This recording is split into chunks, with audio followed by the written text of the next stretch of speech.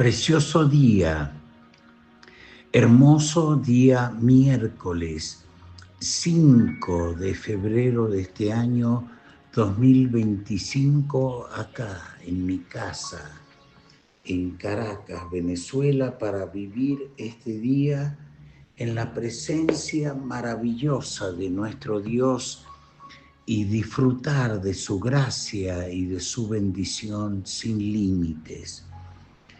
Quiero leerles otra vez parte del Salmo 102 que dice el subtítulo: Oración del que sufre cuando está angustiado, en ansiedad, y delante del Señor derrama su lamento. Señor, escucha mi oración y llegue a ti mi clamor. No escondas de mí tu rostro. En el día de mi angustia, inclina a mí tu oído. Apresúrate a responderme el día que te invocare. La oración de una persona angustiada, desesperada, en ansiedad, en tristeza, porque hay cosas no solucionadas en su mundo interno y muchas ventanas en su alma quedaron abiertas a los ataques perversos de las tinieblas. Y esto sin duda afecta y trae ansiedad y angustia a la persona, pero también ansiedad y angustia al entorno que lo rodea. Estaba yo hablando con una persona que hoy es un siervo de Dios, un hijo ministerial, y me contó su historia, cómo nació en la pobreza extrema, cómo es que llegaron a un punto de ser personas que sus padres tenían y llegar a quedar absolutamente sin nada y terminar en un basurero de la ciudad, acá en Venezuela donde estaban, viviendo en la pobreza más espantosa, buscando comida en el basural y, y tratando de sobrevivir y de llevar su existencia ruin y miserable cada día.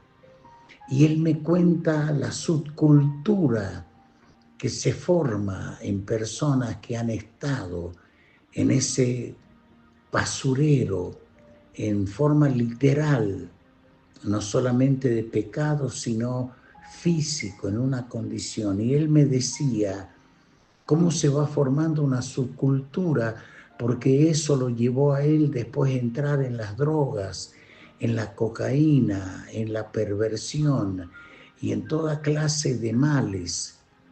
Y él me decía que una de las armas favoritas de una persona que ha vivido así, luego va a las drogas, es la manipulación, el control, la amenaza y el llanto.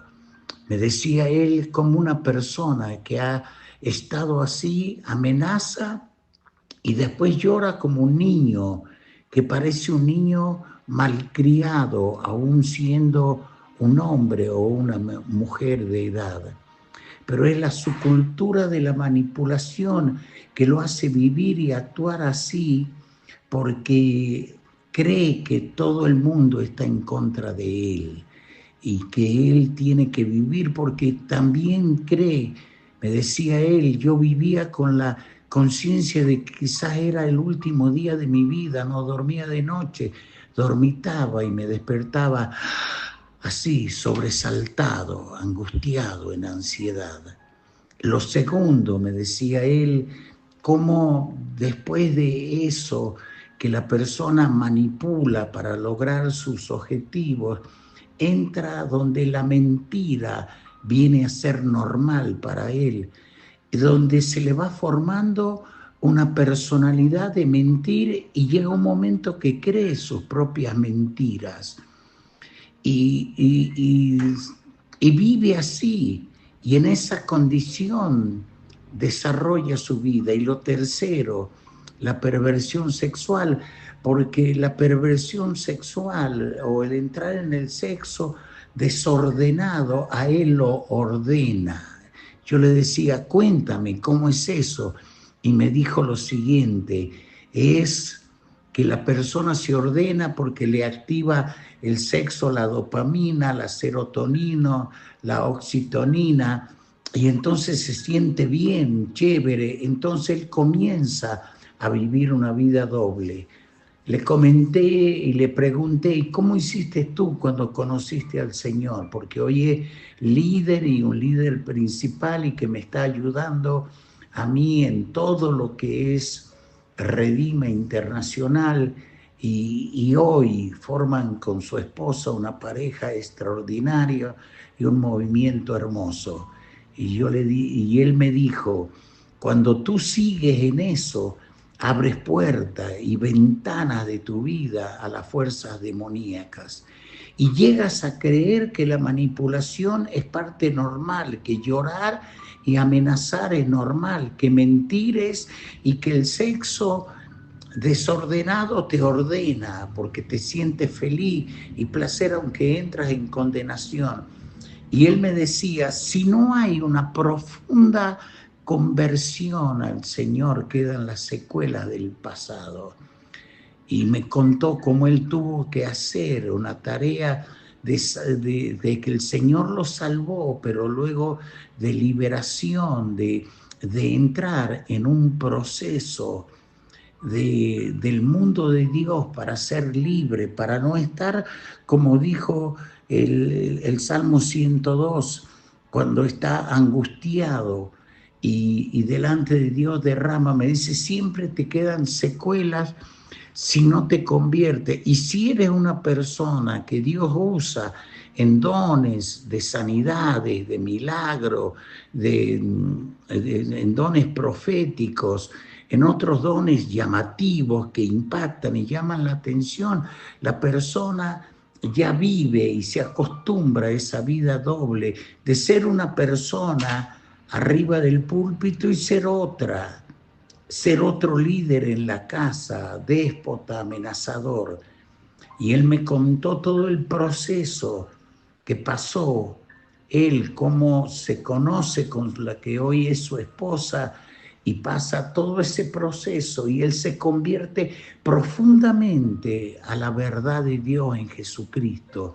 Y eso lo ha hecho hoy un líder agradable que tiene las cosas a plena luz y que tiene una familia extraordinaria, más de 30 años viviendo ya con su esposa.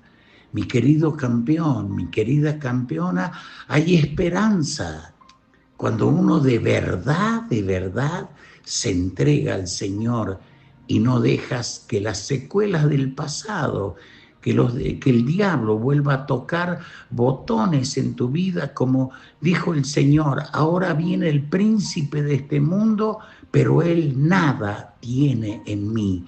Que tú en la mitad de esta semana digas lo mismo, el príncipe de este mundo está allí, pero él nada tiene en mí. Por más que apriete botones, los circuitos están, los cableados están cortados, porque mi Cristo me domina totalmente. Ten un excelente día y disfruta la vida y no te amargues tanto por los manipuladores. Confía en el Señor y Él hará. Amén.